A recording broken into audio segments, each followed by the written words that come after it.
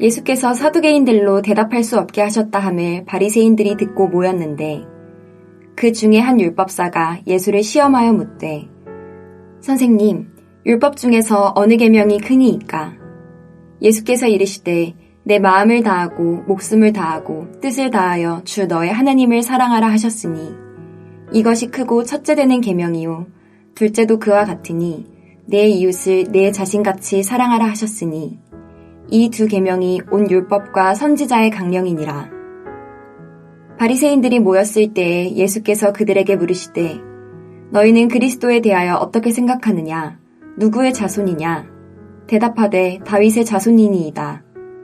이르시되 그러면 다윗이 성령에 감동되어 어찌 그리스도를 주라 칭하여 말하되 주께서 내 주께 이르시되 내가 내 원수를 내 발 아래에 둘 때까지 내 우편에 앉아 있으라 하셨도다 하였느냐.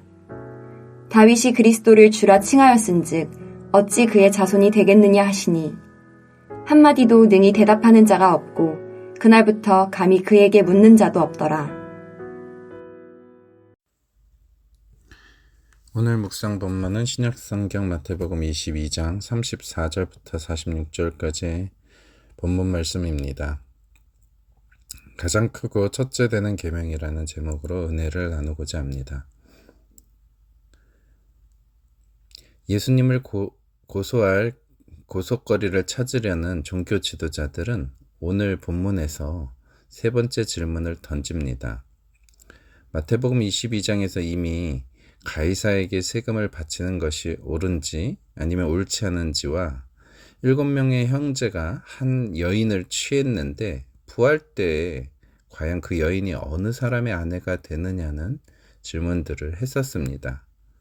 물론 예수님을 올무에 빠뜨리려는 그 질문에 예수님은 지혜롭게 대답하셨습니다. 가이사의 것은 가이사에게, 하나님의 것은 하나님께 바치라 하셨고, 또한 부활이 없다고 믿는 사두개인들의 억지 질문에도 예수님께서는 부활 때에는 장가도 아니 가고 시집도 아니 간다고 말씀하시면서 하나님께서는 죽은 자의 하나님이 아니라 살아있는 자의 하나님이심을 가르쳐 주셨습니다. 이제 마지막 질문은 율법에 정통한 율법사가 이렇게 질문을 던집니다. 36절입니다. 선생님, 율법 중에서 어느 계명이 크니까? 613개의 율법 조항 중에서 우열을 가리려고 할 때 어느 계명이 큰지를 말해보라는 율법사의 시험에 예수님께서 망설임 없이 구약을 인용하며 답변하십니다. 신명기 6장 5절입니다. 너는 마음을 다하고 뜻을 다하고 힘을 다하여 내 하나님 여호와를 사랑하라. 하나님의 백성인 이스라엘 사람들에게 있어서 신명기 말씀은 특별히 6장 4절부터 5절까지의 말씀은 아주 어릴 적부터 부모로부터 듣고 배웠던 말씀입니다. 쉐마 이스라엘, 들으라 이스라엘이라고 시작하는 그 유명한 구절입니다. 그 구절 중에 5절만 인용하셨던 것입니다. 우리의 마음과 뜻과 힘을 다하여 우리 하나님 여호와를 사랑하는 삶이 모든 하나님의 백성들이 지켜야 할 가장 크고 첫째가 되는 계명임을 말씀하셨습니다. 마음과 뜻과 힘이라고 신명기에선 나오는데 오늘 묵상 본문에서는 예수님께서 내 마음과 목숨과 뜻이라고 인용하고 계십니다. 이것은 무슨 뜻입니까? 우리의 전인격적인 헌신의 사랑을 뜻합니다. 나누어지지 않는 온전한 하나된 마음으로 온 힘을 다해 온 마음과 목숨을 다해 주님만을 사랑하는 삶이 인간에게 주신 하나님의 제일 큰 계명이 됩니다.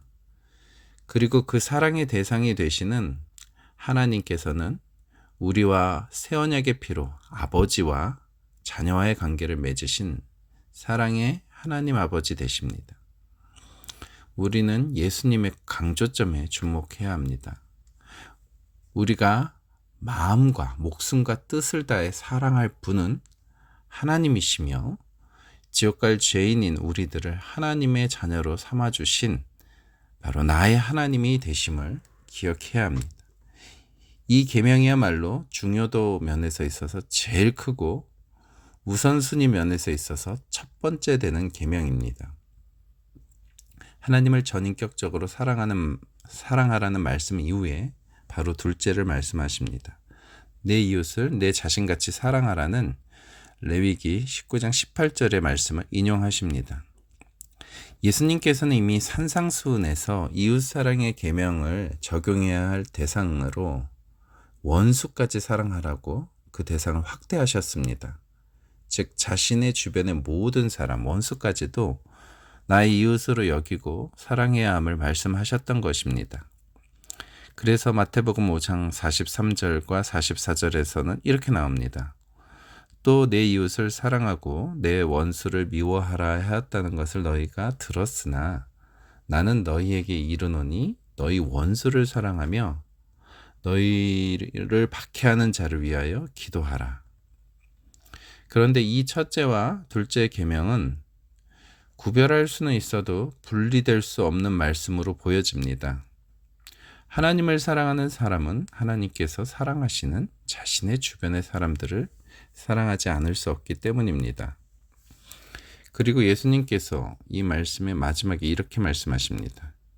이 두 계명이 온 율법과 선지자의 강령이니라. 세번역 성경에는 이렇게 번역이 되어 있습니다. 이 두 계명에 온 율법과 예언서의 본뜻이 달려 있다. 문자적으로 번역하면 이 두 계명에 모든 율법과 선지자들이 의존하고 있다라는 뜻입니다. 즉 모든 율법과 선지자들의 말씀, 구약성경 전체는 이 두 계명 안에 성취되고 완성되고 있다는 점을 강조하시는 말씀입니다. 원어적 의미는 문짝이 경첩에 매달려 있다는 뜻입니다. 다시 말해 모든 율법과 선지자들의 가르침이 하나님 사랑과 이웃을 내 몸과 같이 사랑하라는 이 두 계명에 걸려 있다는 것입니다. 원래 예수님께서는 이 이웃 사랑의 계명을 하나님 사랑을 이해한 자들이 지녀야 할 태도로서 이미 말씀하셨던 것입니다.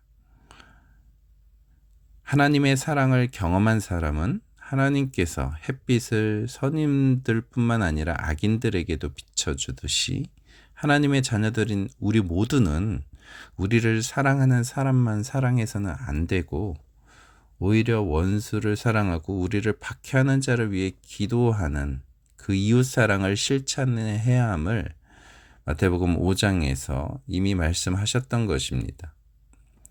자신의 몸을 돌보고 아끼듯이 이웃을 우리의 몸과 같이 사랑하라는 말씀은 하나님을 사랑하는 사람만이 실천할 수 있는 계명이라는 점에서 이 두 말씀은 연결되어 있습니다. 또한 예수님은 이제 더 나아가 그들에게 역질문을 던지십니다. 41절을 읽어드리겠습니다. 너희는 그리스도에 대하여 어떻게 생각하느냐? 누구의 자손이냐? 대답하되 다윗의 자손이니이다. 이스라엘 사람이라면 최고의 영광의 시대를 구현하였던 다윗 왕 때를 그리워하면서 다윗의 자손으로 오시는 메시아, 곧 그리스도가 정치적으로 이스라엘 나라를 로마의 압제로부터 구원해 주기를 바라고 있었습니다. 그러나 지금 예수님께서는 다윗이 그 메시아를 어떻게 호칭하였는지 시편 110편을 인용하면서 그들이 가지고 있던 편견과 오해를 고쳐주시려고 합니다. 110편 1절에 이렇게 나옵니다. 여호와께서 내 주에게 말씀하시기를 내가 네 원수들로 네 발판이 되게 하기까지 너는 내 오른쪽에 앉아있으라 하셨도다. 그들이 그렇게 떠받들던 다윗 왕은 실은 왕이면서 선지자였습니다. 그가 성령의 감동 가운데 그리스도를 향하여 주라 칭하여 말했음을 예수님께서 오늘 보면 43절에서 해석해 주셨습니다. 그리고 결론적으로 말씀하십니다. 45절입니다. 다윗이 그리스도를 주라 칭하였은즉 어찌 그의 자손이 되겠느냐. 말씀을 정리하려고 합니다. 오늘 묵상 본문이 보여주는 예수님의 모습은 어떻습니까? 예수님께서는 진리의 교사로 성경을 가르치시고 해석하고 계십니다. 그리고 성경의 핵심을 말씀해 주십니다.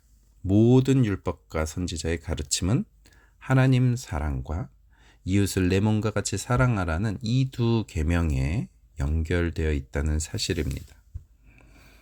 그리고 마태복음 21장 23절 이후에 대제사장들과 백성의 장로들이 성전에서 말씀을 가르치시는 예수님에게 네가 무슨 권세로 이 일을 하느냐라는 그런 질문에 대한 어찌 보면 최종적인 답변이 바로 자신은 메시아이고 너희들이 그렇게 존경하는 우러러보는 다윗 왕이 주라고 곧 하나님이라고 불렀던 존재가 바로 자기 자신이심을 드러내시면서 21장부터 22장에 걸친 그런 논쟁 대화의 결론을 맺고 계십니다. 우리는 예수님을 누구라고 고백하고 있습니까? 율법학자가 예수님을 향해 말했던 호칭인 선생님, 즉 인간으로 오신 예수님만이 아니라 그는 근본 하나님의 본체이시고 다윗이 주로 고백하였던 성자 하나님이심을 우리는 확실히 믿고 섬기고 계십니까? 또한 모든 율법과 선지자의 가르침은 하나님을 전인격적으로 사랑하라는 명령에 있음을 우리는 알고 있습니까? 우리의 온 마음과 생명과 뜻을 다해 하나님을 사랑할 때 우리는 동시에 우리가 사랑하는 하나님께서 지금 현재 사랑하고 계시는 우리의 이웃을 내 몸처럼 사랑하게 될 줄 믿습니다. 가장 크고 첫째 되는 계명을 지킬 때 둘째 계명인 이웃사랑의 계명도 자연스레 실천하게 될 줄 믿습니다. 우리의 평생에 온맘 다해 주님을 사랑하는 삶을 사는 참된 주님의 백성들이 되시길 간절히 소원하며 기도합니다. 기도하시겠습니다. 사랑의 아버지 하나님, 예수님께서 구약 성경을 이 두 계명으로 요약하셨는데 가장 중요한, 가장 크고 첫째 되는 계명인 나의 마음과 목숨과 뜻을 다해